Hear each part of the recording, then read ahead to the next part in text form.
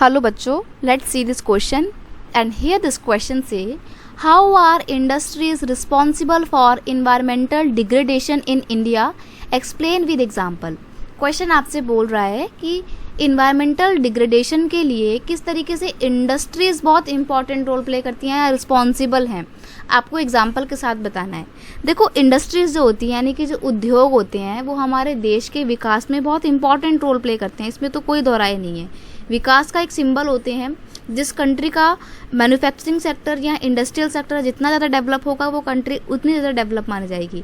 लेकिन in the same time industries are also responsible for the environmental problem या environmental degradation because they create या they are the cause of various type of pollution.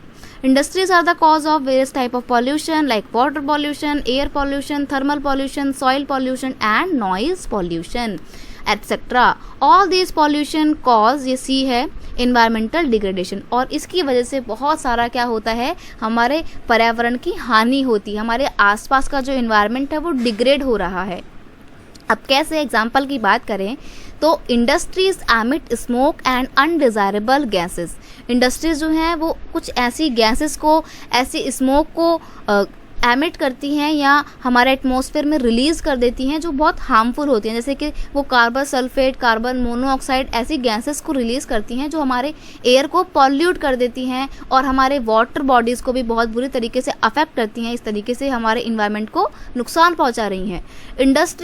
Industrial water contain toxic material which pollute land and soil. यानी कि जो industry से निकलने वाला कचरा होता है वो टॉक्सिक मटेरियल वो ना सिर्फ हमारे लैंड को पॉल्यूट करता है बल्कि हमारी सॉइल को भी पॉल्यूट करता है और कई बार वो वाटर बॉडीज़ में एंटर करके हमारे वाटर को भी पॉल्यूट करता है, जिसका बहुत ही नेगेटिव इम्पैक्ट हमारे एक्वेटिक एनिमल्स पे पड़ता है.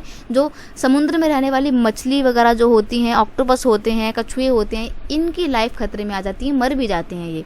और या फिर ये तो मर जाते हैं या फिर जो अगर ये मर भी जाते हैं तो इनके अंदर वो टॉक्सिक मटेरियल चला जाता है और अगर वही मछलियाँ, वही टॉक्सिक मटेरियल वाली मछलियों को हम लोग खा लेते हैं या एनिमल्स खा लेते हैं तो डेथ तक हो सकती है. तो ऐसे में ये कितना हार्मफुल है हमारे पूरे इन्वायरमेंट के लिए और इवन हमारे लिए भी. Industrial effluents are discharge into the rivers. यानी कि इंडस्ट्री से निकलने वाला एफ्लुएंट का मतलब होता है जो वेस्ट मटेरियल होता है, अपशिष्ट पदार्थ होते हैं, उनको क्या करते हैं ये इंडस्ट्रीज पानी में ऐसे ही बहा देती हैं. They include both organic and inorganic material. और इन एफ्लुएंट में ना सिर्फ ऑर्गेनिक बल्कि इनऑर्गेनिक मटेरियल भी मिक्स होते हैं. These are major cause for the water pollution और उसकी वजह से फिर वाटर पॉल्यूशन होता है. नेक्स्ट है irritating noise of machinery cause the noise pollution. मशीनों से आने वाली जो बहुत ही ख़राब सी इरिटेटिंग वॉइस होती हैं वो क्या करती हैं, हमारे को परेशान कर देती हैं. और आज के टाइम पे आपने देखा है बहुत सारे लोग जो हैं वो हार्ट अटैक की प्रॉब्लम से मर रहे हैं. उसके पीछे रीज़न यही है नॉइज़ पॉल्यूशन. लोग इतने ज़्यादा चिड़चिड़े हो गए हैं, इरिटेटिंग से हो गए हैं, एनॉय से हो गए हैं, मेंटली डिस्टर्ब रहने लगे हैं आजकल बहुत लोग. उसके पीछे का रीज़न यही नॉइज़ पॉल्यूशन है.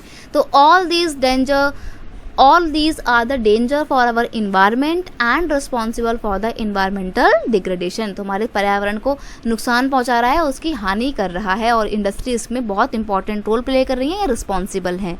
I hope you understand it well. Best of luck.